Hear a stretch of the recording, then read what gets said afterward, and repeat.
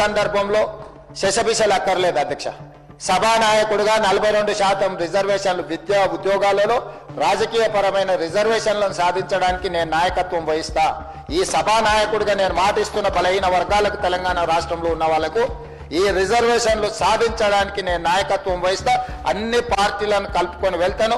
ప్రధాన ప్రతిపక్ష నాయకుడు కల్వకుంట్ల చంద్రశేఖరరావు గారికి కూడా నేను విజ్ఞప్తి చేస్తున్నా. మనందరం కలిసికట్టుగా భారతీయ జనతా పార్టీ నాయకులు, ఇక్కడ సభా నాయకుడుగా ఉన్న మహేశ్వర్ రెడ్డి గారిని, ఎంఐఎం పార్టీ నాయకుడు ఉన్న అక్బరుద్దీన్ ఓవైసీ గారిని, మిత్రుడు సాంబశివరావు గారిని, సిపిఐ నాయకులను, వీళ్ళనే కాకుండా రాజకీయ పార్టీలకు కూడా నేను విజ్ఞప్తి చేస్తున్నా.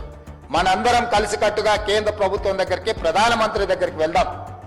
చట్టాన్ని సవరించుకుందాం. ఈ చట్టాలన్నీ కూడా పరిపాలన సౌలభ్యం కోసం మనం చేసుకున్న చట్టాలే. 100 పైగా మనము రాజ్యాంగ సవరణలను చేసుకున్నాం ప్రజలకు మేలు చేయడం కోసం.